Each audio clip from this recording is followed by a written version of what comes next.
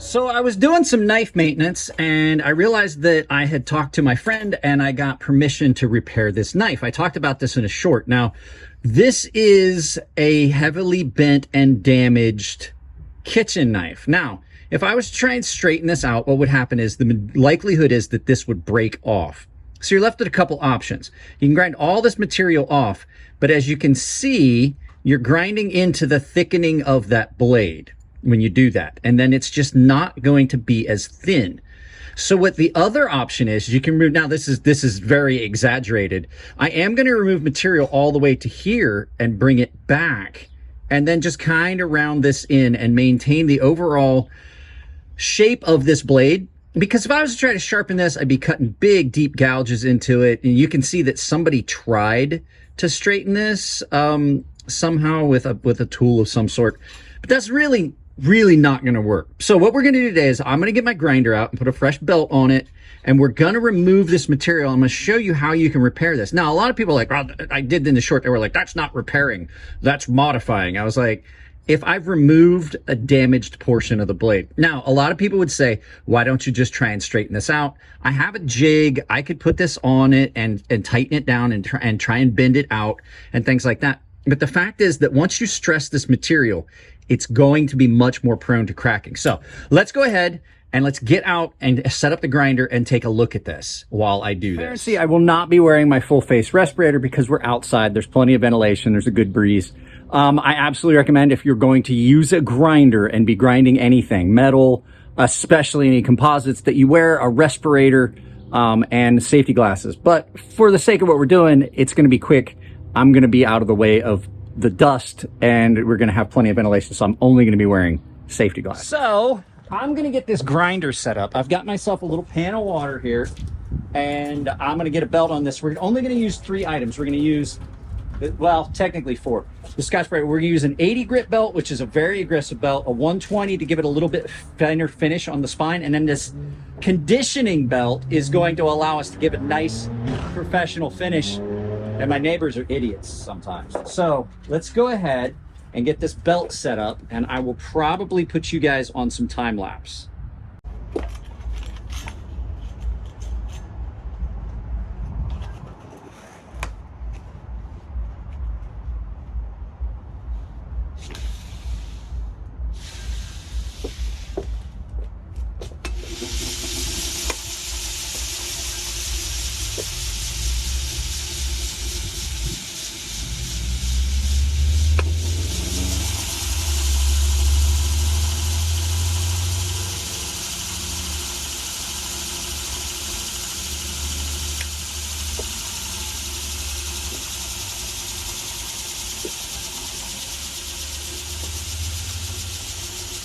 So this grinder's loud. I apologize in advance, but we're gonna go ahead and we're gonna start removing material off the spine of this. And this grinder, I don't really have to worry too much about overheating material. I do have a basin of water here that I'm gonna dip in just to make sure I don't remove the temper. But this grinder is not a real fast grinder. And the more aggressive your grinding belt, the less you have to worry about the overheating because it's gonna dissipate through the sparks and removal of the material. So let's go ahead and get started.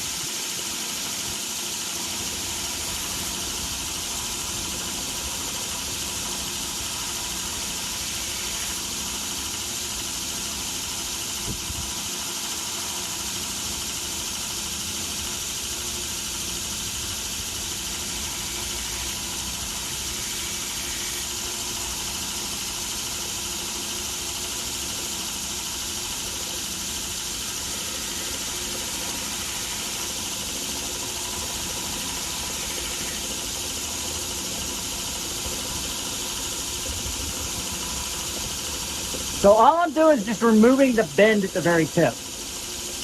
And I've almost got it. There's only just a slight little bit of area. And I know that I'm not overheating the blade because it's not even warm to the touch.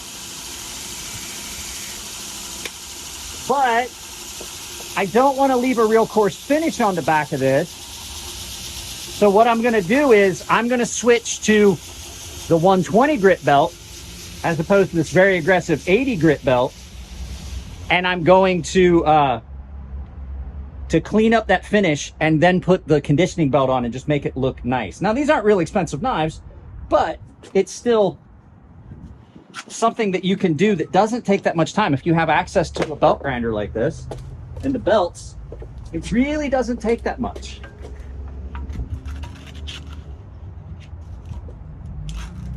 And I did not even bother to put my speed controller on this grinder this time. I have a speed controller. It's a plug-in speed controller.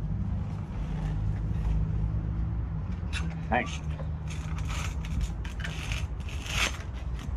Sometimes getting the belt on the grinder is the hardest part.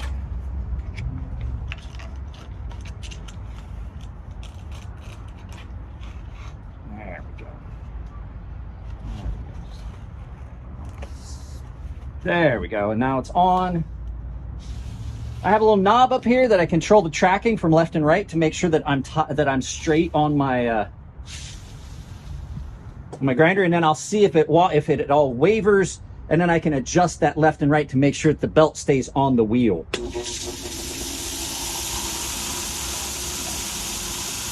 That's good. So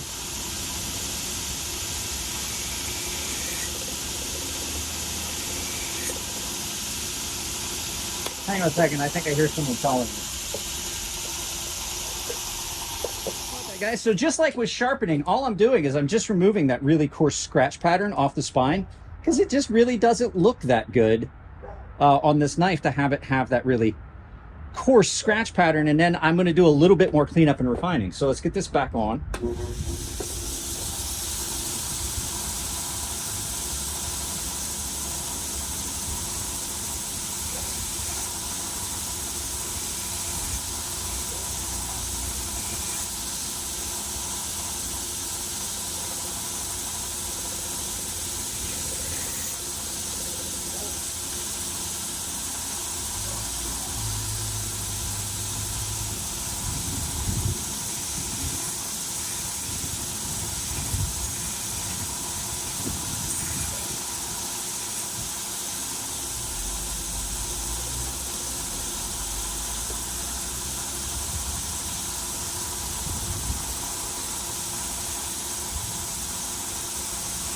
And I'm just doing some final shaping to give it the look I want, to make sure it kind of still just matches the original shape of the knife.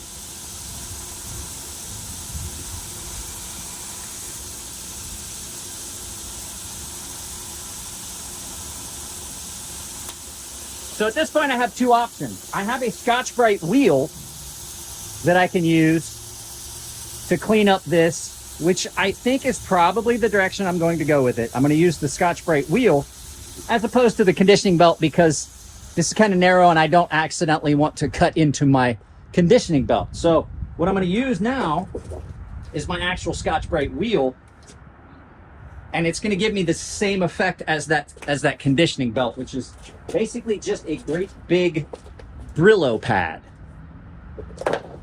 And I can reuse these belts for other things as well now. So let's go ahead and do the final cleanup.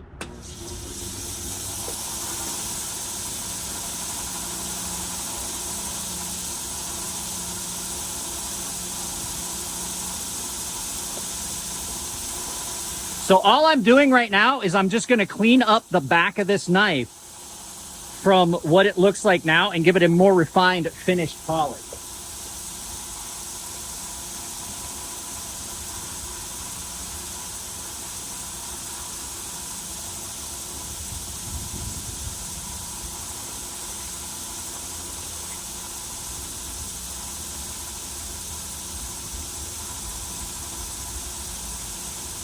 Actually, we're going to go back to the grinder because I can see that there is a little bit of a bend left at the very tip of that. So we'll just keep hitting it on this belt.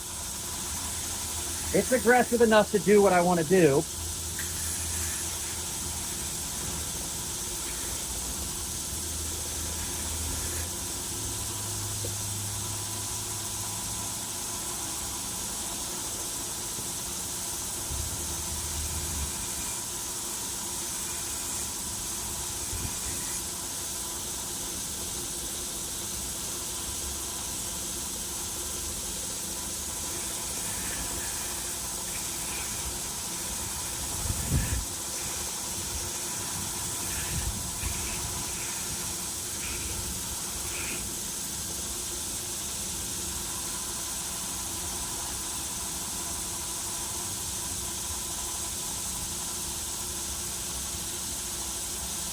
Almost there.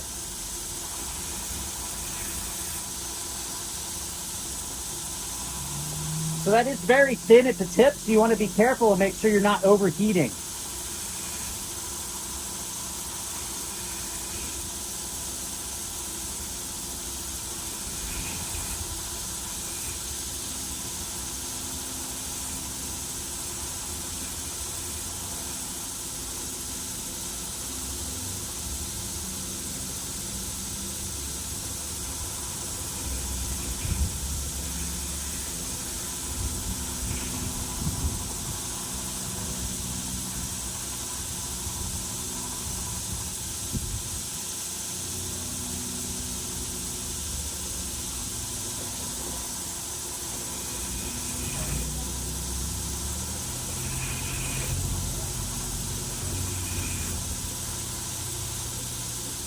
Here's the thing, I'm not using any pressure. Just like with sharpening, I'm just barely touching it to the belt.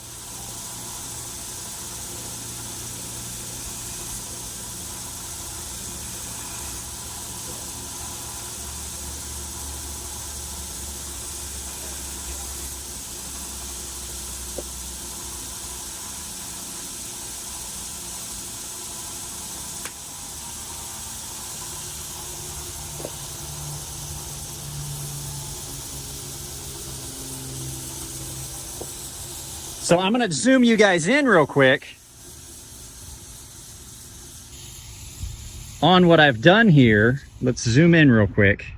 So you can see I've removed that bend in the tip of that knife, but now we've got a really coarse finish on that. And that's where that Scotch-Brite comes in, because that Scotch-Brite wheel is basically just like your Brillo pads that you have at your house. Now we've removed that horrible bend in it. Any little tip deformation I can take care of on the stones when I sharpen it. But now what we're gonna do is we're gonna clean that up along that back so it doesn't look as good. And I'm gonna remove this burr edge along the side on that Scotch-Brite wheel.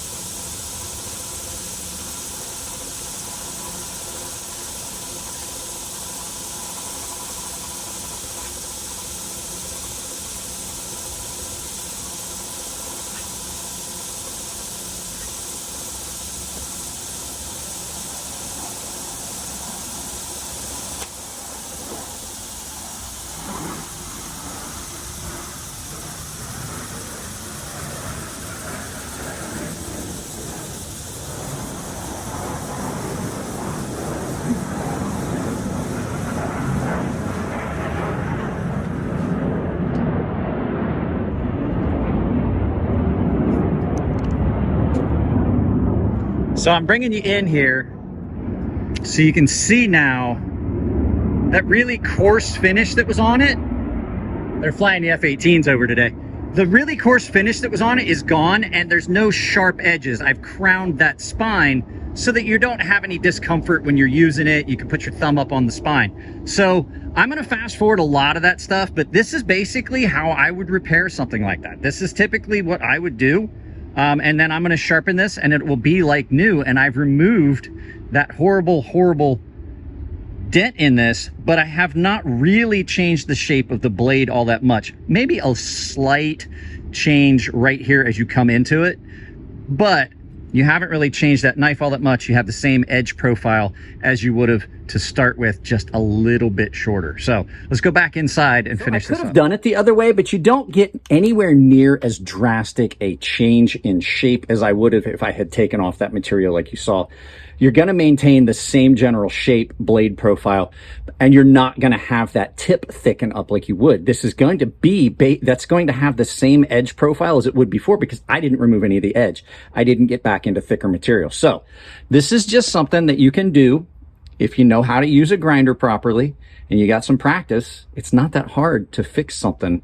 Now, like I said, there is a small change in shape here. I didn't want to take any material out of the bolster because that's typically where your thumb's going to go. So you do have a little bit of material removal, but we've done a real good job here. Now we got better lighting. I'll turn around. I'll show you the finish on the spine. So you basically have cleaned that up.